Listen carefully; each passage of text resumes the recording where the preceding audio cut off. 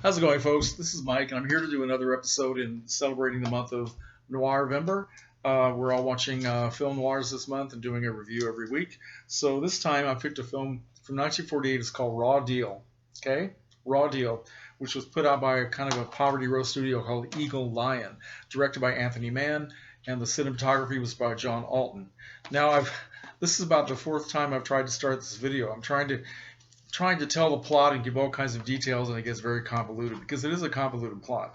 So I'm going to try to do it differently this time and just give you the bare bones of the plot, because I'm not here to tell you the entire story, just to give you a recommendation. And I'll give this the highest recommendation because it is a very, very well made film.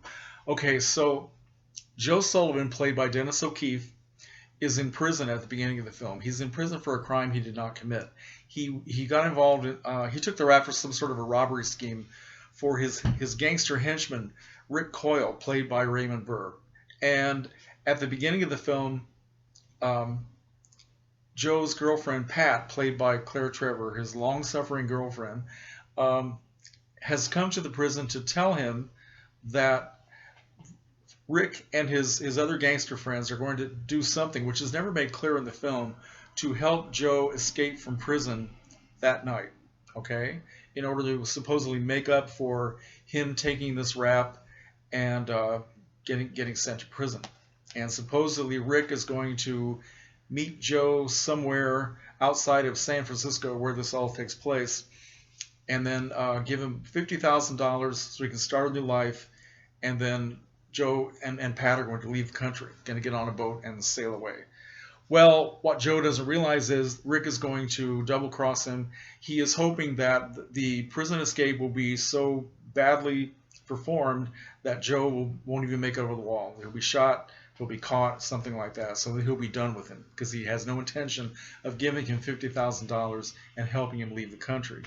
So Joe does escape, and Pat is there waiting for him. It's kind of a miracle. It shows this guy running across the wall and trying to get down to the ground, where Pat is just sitting there in the car waiting for him. And there's this barrage of bullets that somehow miss killing him, but they do hit the gas tank of the car, which they don't know until they get pretty far down the road, and they're completely out of gas. So Joe has to switch to plan B. He goes to the apartment of this woman named Ann Martin, played by Marcia Hunt, who is someone who worked in worked for Joe's lawyer. And while he was being tried for this crime, she has always had an attraction to Joe. She was trying to help him and convince him to stay in prison and try to get on parole. And so he goes to her apartment, hoping that they can hide out there until they can find a way to get back on the road safely, meet Rick, get the money, and get out of the country. So it ends up that they take Ann's car, and the three of them, Joe, Pat, and Ann, as their prisoner, start driving outside of San Francisco, and using her sort of as a safety measure until they can just leave her someplace and then get out of the country. So that's the bare bones of the plot.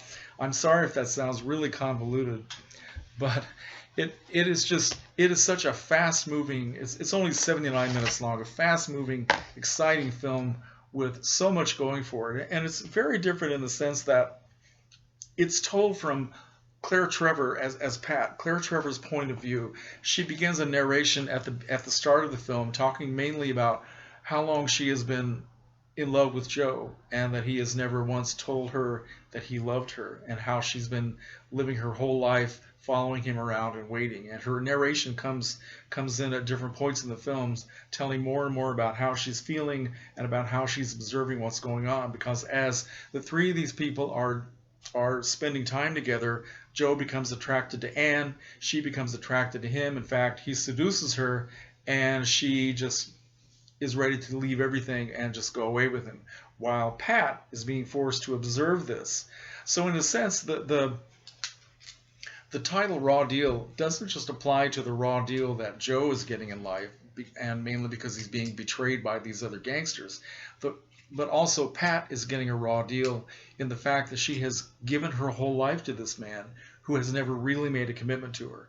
And as these events progress, she is forced to watch him as he is falling in love with another woman, and there's nothing she can do about it. So it's very much told from the woman's point of view, which is kind of unique. I haven't seen a lot of film noirs that do that, and it's almost as though Anne is, or not Anne, but Pat is telling the story some years after all this happened, and she's relating it in kind of sort of like a distorted dream style. It's interesting because every time Pat starts to narrate, the music gets real creepy, almost like a horror film. Somebody's playing a theremin, you know that sound, and it is like somebody's having a dream. But it's a fascinating film, gorgeous cinematography, very very expressionistic. Everything is almost everything is done in darkness in this film. Dark shadows, light coming in, like half light coming in through windows, people looking in mirrors, and I don't know. I guess I'm babbling like crazy, but it is just such. I had this for years, and it's been sitting on the shelf. I watched it maybe once when I first got it about 5 or 6 years ago. I'm not sure how long, and got it down to watch again, and was so entranced by it that I ended up watching it a third time. And it's true what they say, that sometimes when you revisit a film after many years and watch it for a second time, you see so many different things in it, and it is just fascinating little movie. What else do I want to say? I don't really know.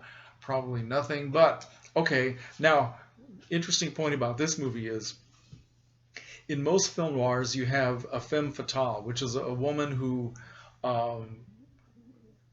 destroys men. She uses her beauty, her sexuality to lead men to destruction. Like Barbara Stanwyck in Double Indemnity, classic example. Another example, one of my favorites is Anne Savage in Detour. In this film, you have the exact opposite. Instead of a femme fatale, you have what is known as a homme fatale. Homme, the word meaning man. He is a man who seduces Anne into this life of crime. I mean, she falls in love with him. She falls for him, and is leading her toward destruction. And the same thing has happened to Pat, his longtime girlfriend, who is seeing finally how she has been led to her destruction and her unhappiness all these years by following this man around. So it's kind of an interesting way to tell the story.